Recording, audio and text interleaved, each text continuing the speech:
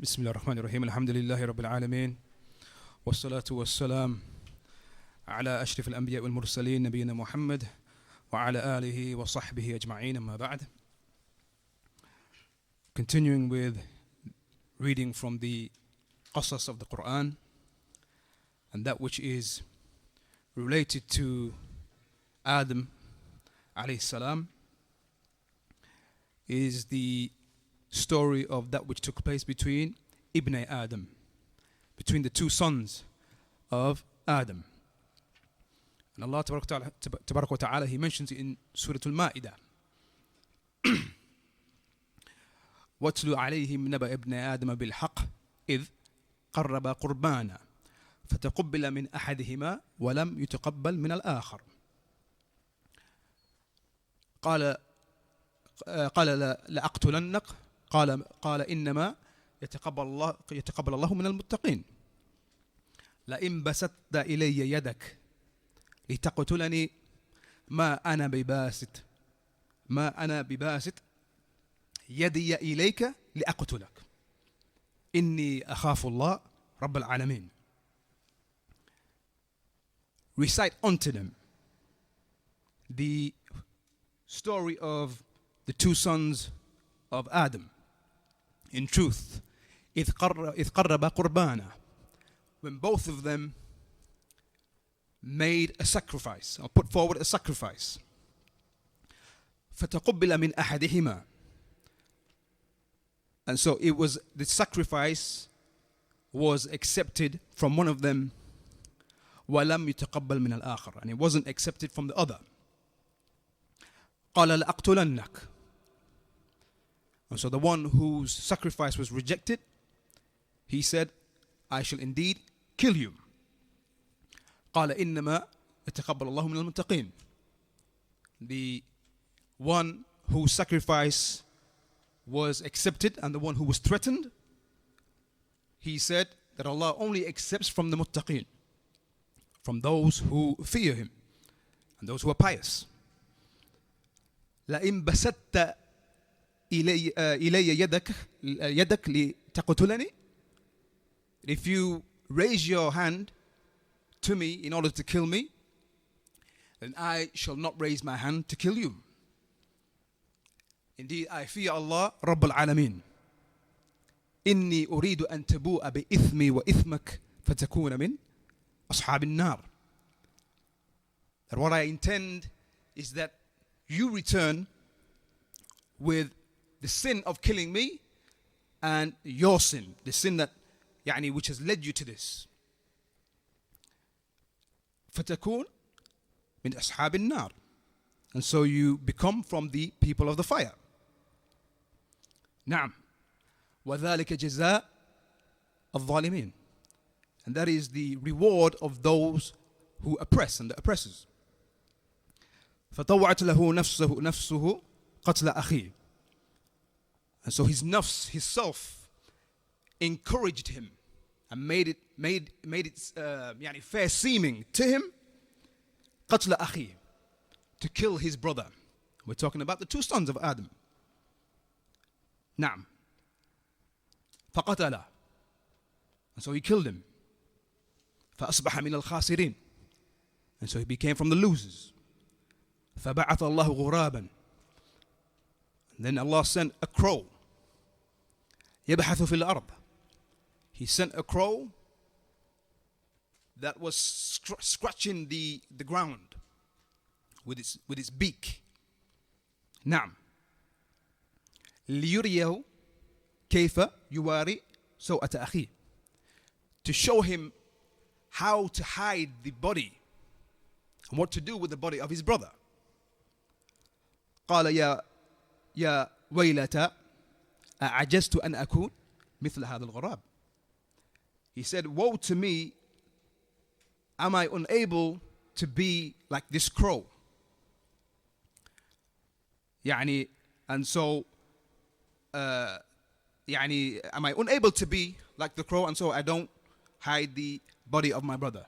فأصبح من النادمين, and so he became from those who felt regret. These 5 verses, أيها الإخوة, in Surah Al-Ma'idah, where Allah Tabarak wa Ta'ala, He mentions the story of the two sons of Adam. وَاتْلُ عَلَيْهِمْ. Recite unto them. Recite unto who? وَاتْلُ عَلَيْهِمْ. Who is Allah Tabarak wa Ta'ala referring to? Recite unto who? This is the su'al, this is the question. Ahsan, to the Jews. To the Jews. Why? How do we know that?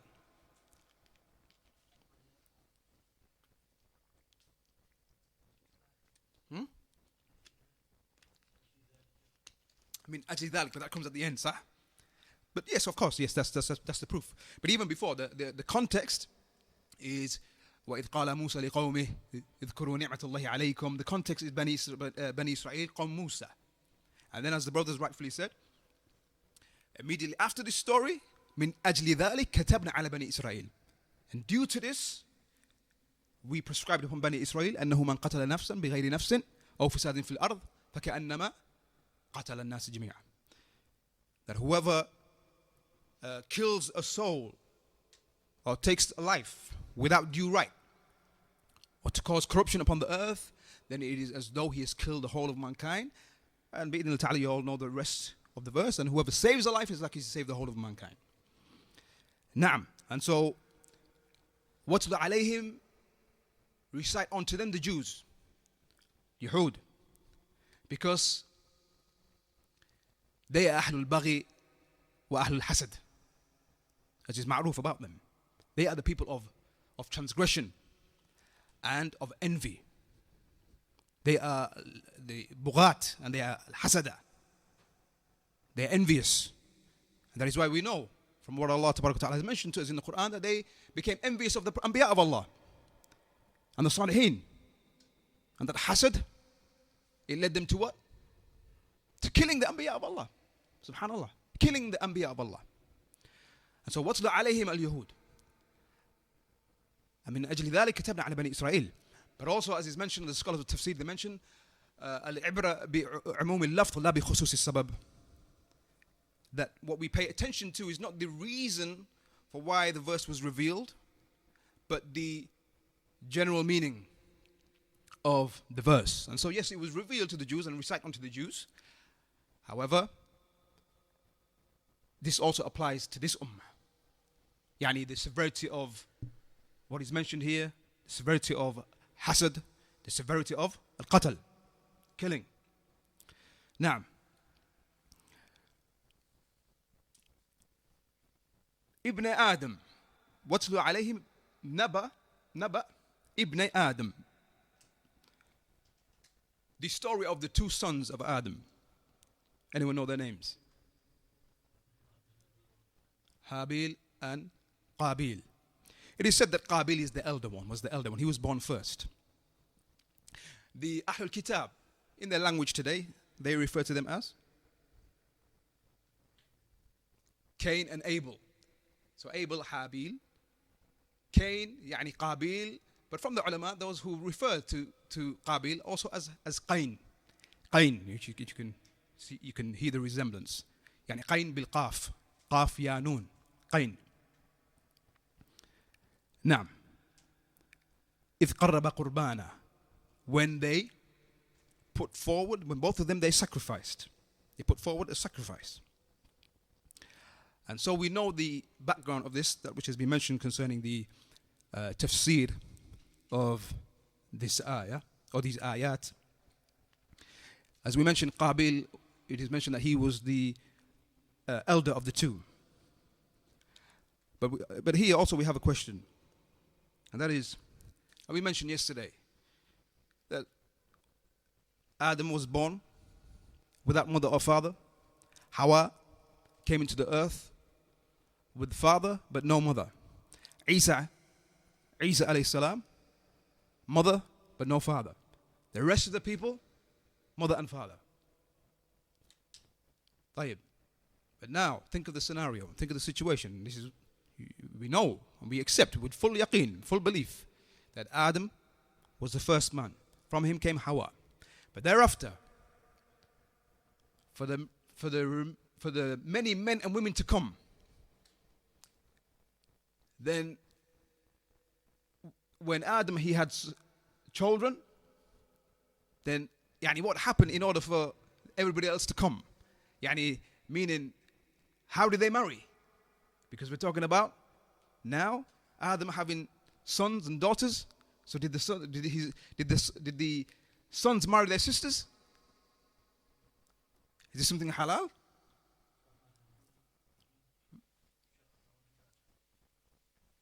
Naam. Every. Ahsant. Naam, naam. And as you said rightfully also, that every ummah, as we mentioned yesterday also, every ummah had its legislation and its way. Naam, and it is mentioned that with regards to Adam, every mawlud that was born to him, every child, every son that was born to him, that son came with a female also, a girl. And he would always have twins. He would always have twins. So Qabil was born first, and he had his twin sister. Qabil and his twin sister were born together in one womb. And then from another womb, Allah creating within Hawa another womb, a separate womb, then he would have another son along with another daughter. And every time there were twins that were born. And so the legislation and that which Allah had commanded them to do is that the son of one womb would marry the sister of his brother from another womb. Does that make sense? واضح? Naam. And so, for example, Qabil was born, and he was the firstborn, and he was born with a twin sister. Then Habil was born. He was younger, who was born with a twin sister. And then, as we come now to the reason of why they sacrificed. So Allah Ta'ala, He commanded Adam that he marries Qabil to the sister of Habil. And Habil marries the sister of Qabil. Tamam? However,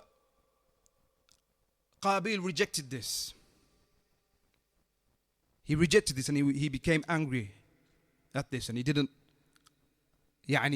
want that Habil marries his sister, his twin sister,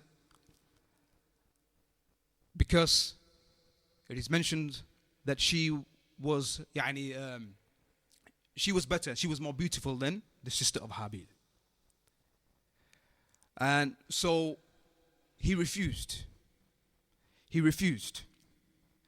And it's mentioned also that he said, it's mentioned in the books of Tafsir, the Mufassirin, they mentioned that he said that we are from min wiladatil Jannah. That Qabil and his sister were from those who were born in Jannah, whilst Adam and Hawa were in Jannah. As for Habil and his sister, they were born on the earth. And so we are better. So Habil, you will not marry my sister. It is mentioned.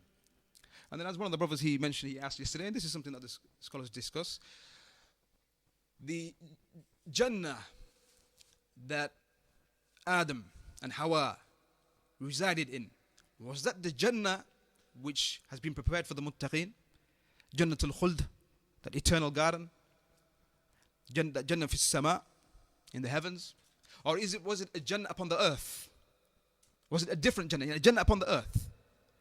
Scholars differed here. Scholars did differ here. From the scholars, those who said, because the fact that Adam and Hawa were tested. Don't eat from the tree. Don't come near the tree. It must have been other than the Jannah which is in the heavens. Because in Jannah, Al-Jannah, the Jannah, there's no tests. There's no test there, we know. There's no testing. The earth is the place of test. of imtihan. And likewise, the fact that they disobeyed. The fact that they disobeyed. And also because what we know from what has been described to us is that once someone enters Jannah, there's no leaving Jannah. Right? When the believers, they enter Jannah, and whoever enters Jannah, they will never leave. But the fact that they left, means that it wasn't that Jannah. It was a Jannah upon the earth. However, the Jumhur, as Shaykh Islam ibn Taymiyyah, and likewise Shaykh Muhammad ibn Salih al-Uthaymin, rahimahumullah, both of them, Shaykh Islam ibn Taymiyyah and Shaykh Muhammad ibn Uthaymin, they mentioned that the correct position is that it was the Jannah which has been prepared for the muttaqeen, the eternal gardens which Allah has prepared. Naam, and that is because that when al-Jannah, when it is applied, yani in that way, yani in the definite, with the definite article, al-Jannah, then it is referred to the specific Jannah, and that is the eternal gardens. Naam, and likewise, because Allah Ta'ala, what did He say? He said, قُلْ نَحْبِطُوا مِنْهَا جَمِيعًا. Yani descend from it.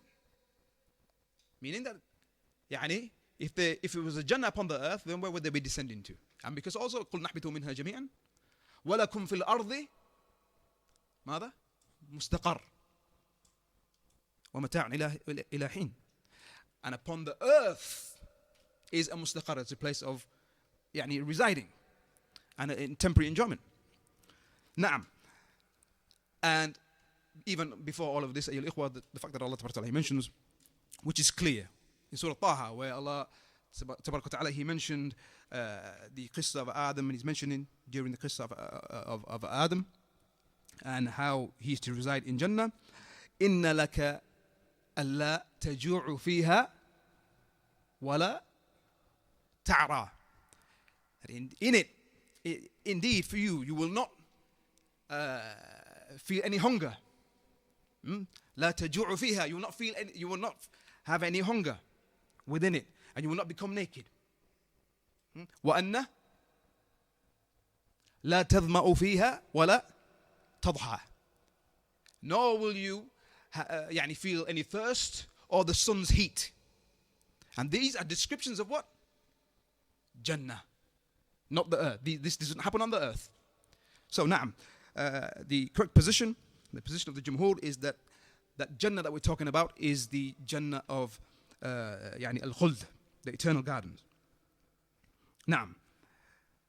It's mentioned, and also another point to add to this, is mentioned that Hawa, when she gave birth to Qabil, that was in Jannah, and that is why she didn't feel, she didn't have those cravings. She didn't have those cravings that those of you who are married and have experienced your wives going through pregnancy. She never had those cravings for particular food that the women they have. She didn't feel any pain. She didn't go through any hardship. She didn't go through labor pains. No blood. However, when she came upon the earth, and when they were sent upon the earth, that's when she experienced those things. Now, and as we know, and again, this is another difference of opinion with regards to when the people of Jannah enter Jannah, is mentioned, and as it's come in a hadith which Imām al-Tirmidhi he records, and Shaykh al-Albani rahimahullah he declared to be authentic, that the mu'min إذا اشتهى الولد إذا اشتهى الولد, when the believer he desires a child in Jannah, كان حمله ووضعه وسنه في ساعة, that when he wants a child in Jannah, then the child being carried and being born and growing to that age of maturity will be in a single hour. Will be in a single hour. كما يشتهي. Whether he wants a male or a female, as he wills. as he wills. However, there's a difference of opinion from the scholars, those who say, no, there are no children. There will be no children in Jannah. But this is not the point of our discussion here. And so, we continue. And so, when this dispute now took place, mainly from Qabil. Well, from Qabil, only from Qabil. He didn't want that Habil marry his sister. And so, at this point, Adam said to them, both of you sacrifice. And whoever's sacrifice is accepted, then he will marry the sister of Qabil. You with me? You guys still with me? Tamam. And so both of them put forward their sacrifice. Qabil was Sahib Zar'a. He was the agricultural farmer. As for Habil, he was Sahib Ghanam.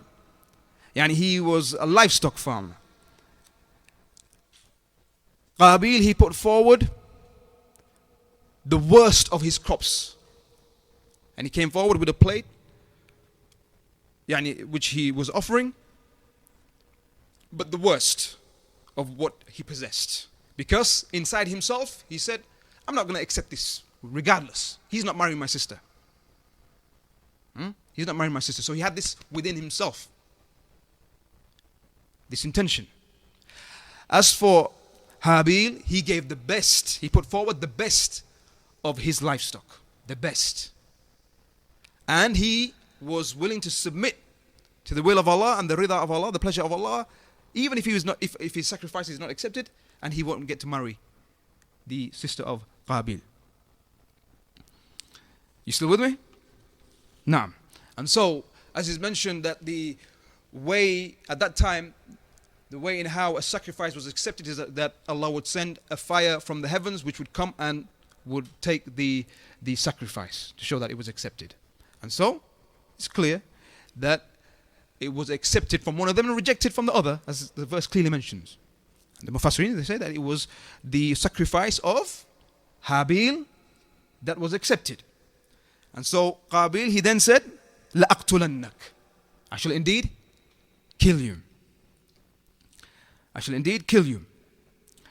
And so, again, it is mentioned that he waited until their father Adam, he went to the Bayt, the house of Allah, in Mecca.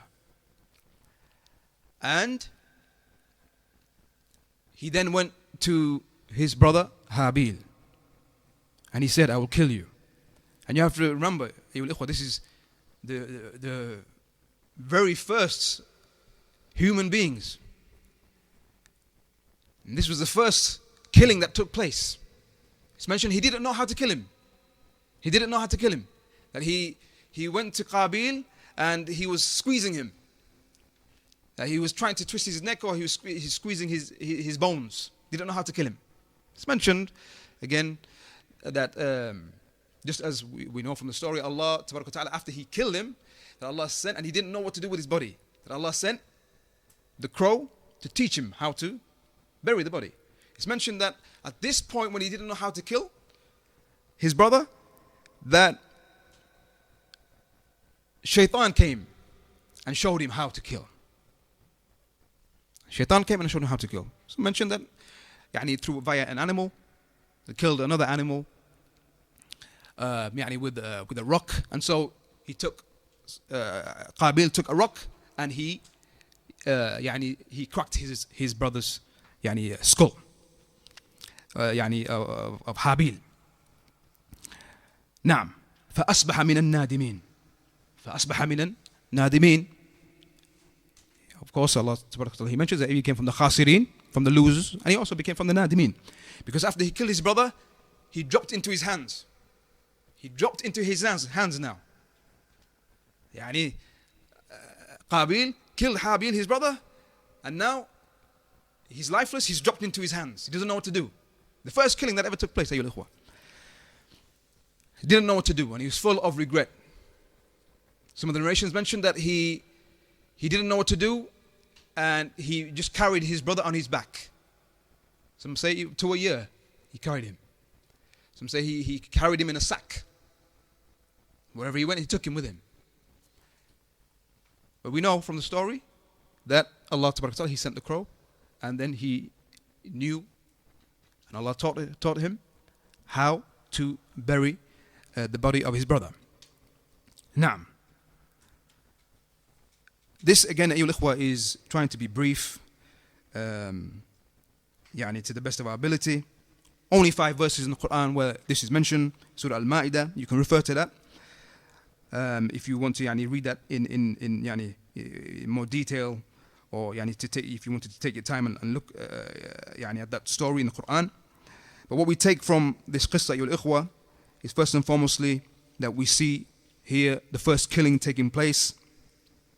And just as we learnt yesterday, awwal dhanb usiya Allahu bihi, the first sin by way of which Allah Ta'ala was disobeyed, what was it? Naam. What was the sin though? Iblis. Hasad. And here again now, his sons. Hasad again. Envy again. And how it led to the very first killing, that which the malaika, the angels, they expected. And they said, are you placing upon the earth? أَتَجْعَلُ فِيهَا مَنْ يُفْسِدُ فِيهَا وَيَسْفِكُ الدِّمَاء? Are you placing upon the earth those who will cause corruption and spill blood? Naam. And we see how this hasad, and this baghi, and this transgression, for indeed, Qabil transgressed after being envious. The fact that Allah, through His command, had ordered Habil to marry that which they saw as the better of the 2 sisters. But Allah has ordered this, and Allah has blessed him. But he became envious. And so in this is a lesson for us. Again, the reason behind Allah revealing the Quran and us learning these stories is not just to pass time, not just to narrate these onto our children and so on, but in order for us to learn, take ibrah, and to learn from that which took place with the previous ummah. Naam, and so we see here how hasad, al-baghi, can lead to the taking of life, al-qatl, that which Allah Ta'ala mentioned afterwards, how it is like if you taking the life of a single individual wrongfully, it is like you've killed the whole of mankind. Naam. And Allah musta'an, just in our own city, within this month, Ramadhaan, I'm sure most of you have heard. I think it was Duckworth Lane, if I'm correct. You all heard, right? How a Muslim, Wallahu a'lam, I think maybe it was another Muslim who killed him. I'm not sure, but as far as I know, for sure it was a Muslim who was killed. Overwhelming suspicion that it was another Muslim. I don't know, does anybody know anything about this? Or can anyone confirm? Both were Muslim. Allah musta'an. Anger, ayyul ikhwa. He became angry, sakhit, as is mentioned. Qabil, he became angry when his qurban was not accepted. He became angry. And anger, ayyul ikhwa, look what it can lead to. When that man, he came, the hadith of Abu Hurraira radiallahu anhu, when he said that a man came to the Rasul and he said, Awsini. In the hadith recorded by Imam Bukhari, Awsini, advise me. What did the Rasul say? La taghdab. Don't become angry. Faraddada miraran. He kept repeating, don't become angry. La taghdab. Because anger can lead to this. Road rage, whatever it was. Come out of your car, now you've taken the life. Subhanallah. We learn from this also is from the major sins. From this story, from the major sins. فَتَكُونَ مِنْ. What did he say? I'm going to let you, if you're going to raise your hand to me, I'm not going to raise my hand to you.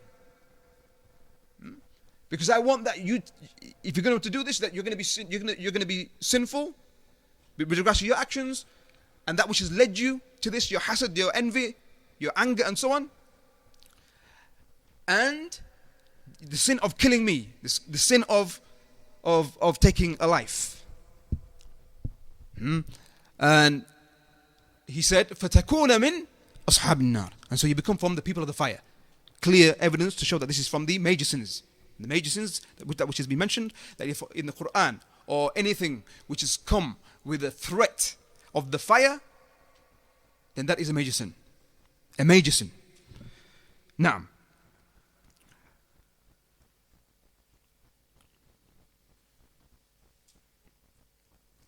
also, ayyuhal ikhwa, what we take from this story is the fact that whoever sets an evil precedence or a sunnah,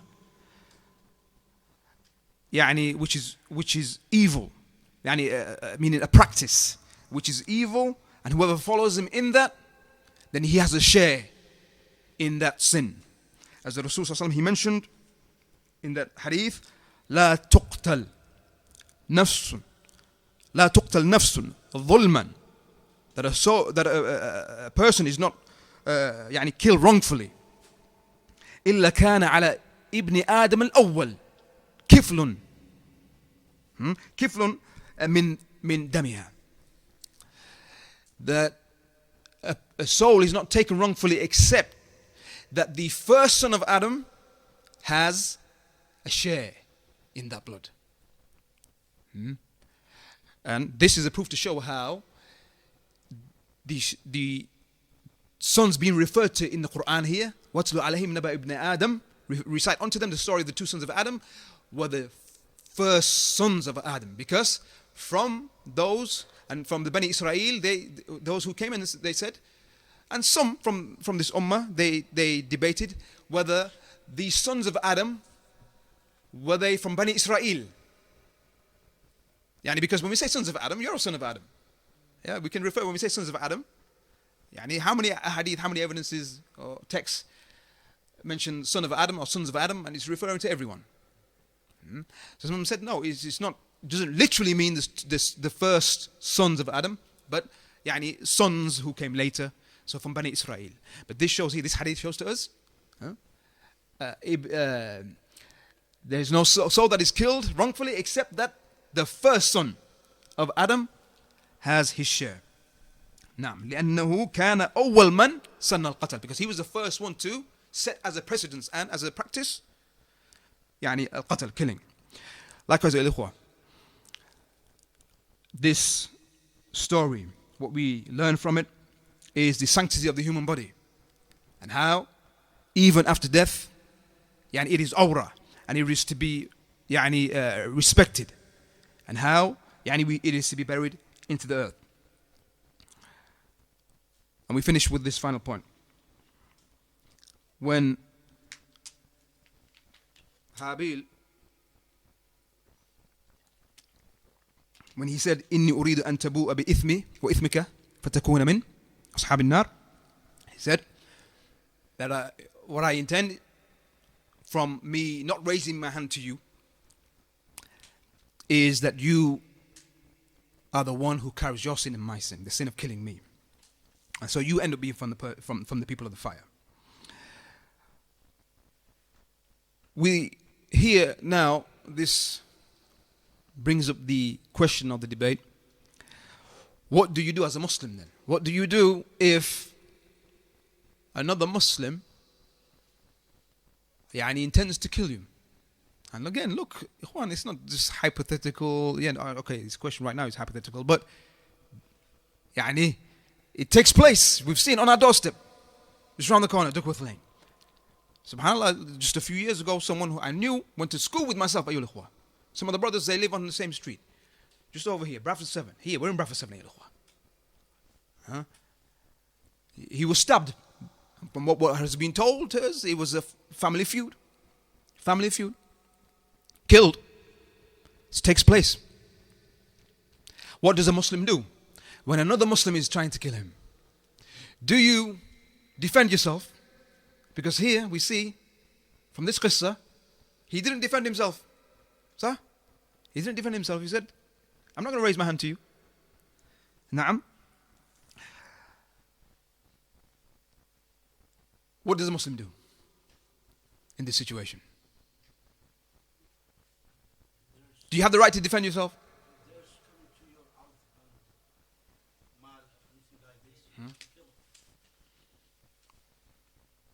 You have to kill him? Defend yourself? That's not, no. He has a right? Yeah, is it just unrestricted? Like if he comes to you with a, I don't know, with a badminton racket, you go back to him with a knife, with a gun? Huh? No set rule? Proportionate force.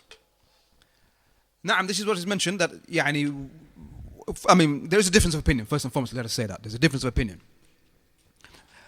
And we're talking about different circumstances also. And I know in the question we mentioned if a Muslim is attacking you. Okay, what about if a non-Muslim is attacking you? And then, again, the scholars have differentiated here. Look, just to bring to your attention also, ayyuhal ikhwa, Uthman ibn Affan radiyallahu anhu, Amir al-Mu'mineen, the leader of the believers, the third caliph in Islam, the third best of this ummah after the Rasul sallallahu alaihi wasallam. He was martyred, right? For those who know the story. And the Khawarij, it was the Khawarij that killed him, assassinated him. And as is mentioned, they laid siege to his house, Medina, 40 days. The Khawarij, an evil people, the Khawarij, who appeared from the Muslims, that extreme group who declare Muslims as disbelievers due to sins, or what they interpret as sins in many occasions. On many occasions they haven't even understood the texts within the Quran, and so they declare Muslims to be disbelievers, and they focus a lot on the rulers.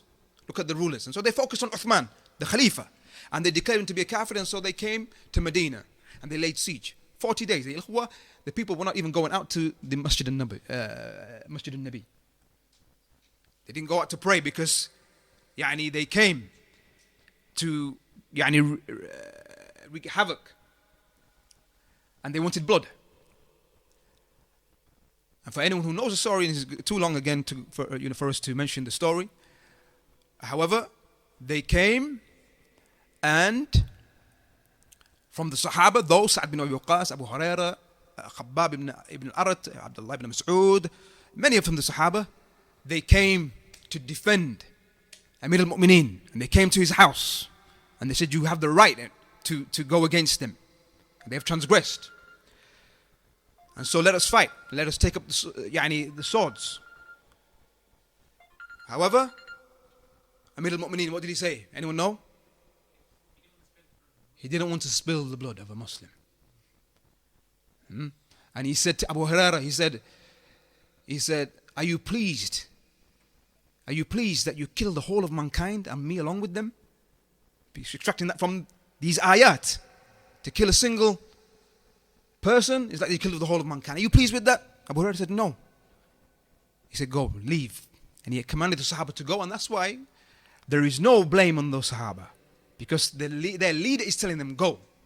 Do not take up swords against another Muslim. And as is mentioned, that Sa'd ibn Waqqas, he mentioned that at this point of this fitna here, he said, I bear witness that I heard the Rasul say that there will be fitna. That there'll be fitna in which the one who is qa'id, the one who is sat, is better than the one who is qa'im, the one who is stood. And the one who is qa'id is better than the one who is qa'im, is the one who is qa'im, stood, is better than the one who is mashi, the one who is walking. Meaning towards fitna. It's better that you withhold, you sit in your home and don't get involved in fitna. The fitna will come, the killing of Uthman, it will come. And towards the end of the hadith, kun kebni Adam. In one of the wordings of the hadith, kun kebni Adam. What does that mean? The Rasul saying, because Sa'd, he said, well, what do I do if one of them comes into my house and he raises his hand to me? Be like Habil. Be like the son of Adam, be like Habil. Don't fight, don't raise your hand.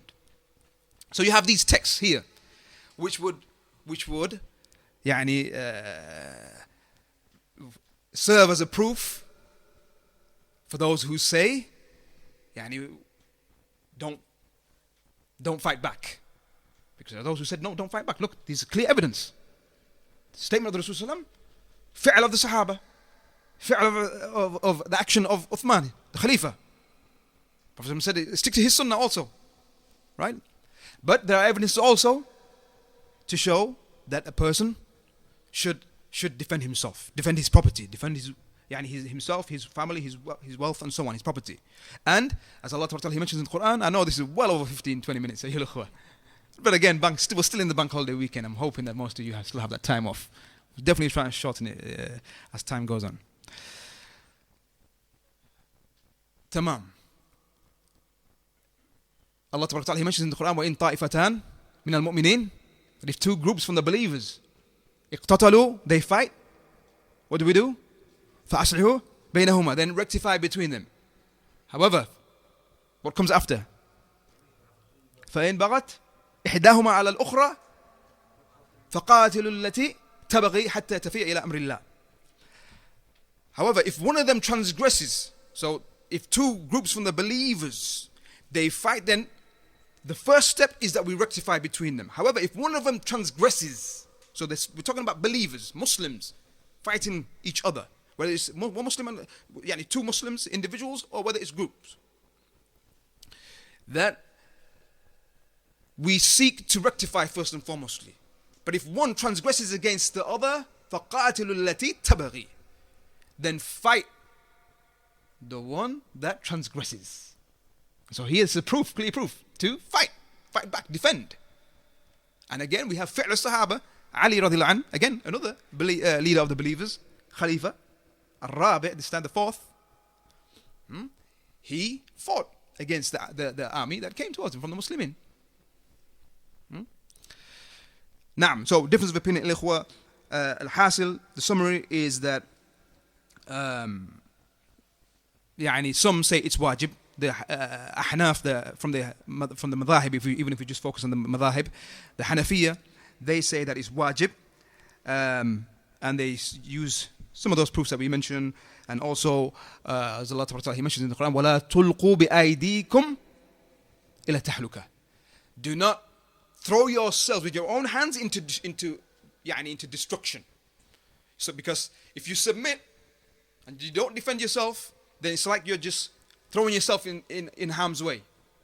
And so this ayah is a proof to say that it's wajib to defend yourself. This is what the Hanafis say. The Hanafis and the Malikis, the Ahnaf and the Malikiyya. The Shafi'iyya, they say that it is wajib al-difa'. It is obligatory to defend yourself if the one who is coming towards you is a non-Muslim. If he's a non-Muslim. And they differentiate between the Muslim and the non-Muslim. And the reason why they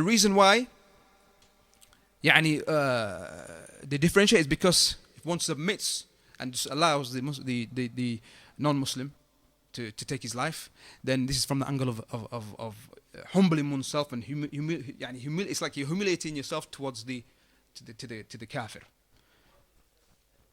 Huh? If their bid'ah is obviously, it is not, their bid'ah has not reached the level of kufr, then they're still Muslim. They're still Muslim.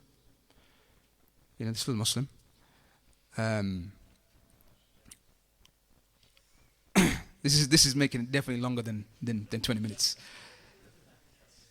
We're going to limit these sessions to no questions. Just ask the questions and you guys answer. Tamam. The Hanabila, ayyuhal ikhwa, they say that it is jaiz. It is permissible. It is permissible to defend oneself. In the case of the Muslim, it is permissible to defend oneself, but not wajib, because we see from these texts, this qissa of Ibn Adam and Uthman and those texts, and how we're able to reconcile between all the evidences. Again, in the hadith that comes to mind, the Rasul sallallahu alaihi wasallam, he said, إذا التقى المسلمان بسيفيهما, if two Muslims meet with their swords, فالقاتل والمقتول في النار, both of them in the fire. Yeah, that the two Muslims with their swords, they meet, then the one who killed and the one who is killed, the killer and the killed, the one who is murdered, both of them are in the fire. So the Sahaba said, هذا القاتل, the affair of the killer being in the fire, that's clear. فما بال المقتول. But what's up? يعني what's up with the one who was killed being in the fire? And so the Rasul said, he said that he was haris. He was determined. He was determined to kill his brother. He still had the intention. And so we work with all the evidences together. And that is why, again, the Sahaba from their wara', and from Uthman from his wara', from his piety and his taqwa and his fear that he could fall into that. He could fall into being from the one who is described in that hadith. He stayed away. And so we see the reconciliation. That seems to be, wallahu a'lam, the stronger position. The position of the Hanabila and the Shafi'i, we're able to combine them together. We differentiate between the Muslim and the non-Muslim. هذا وصلى الله وسلم على نبينا محمد وعلى آله وصحبه أجمعين.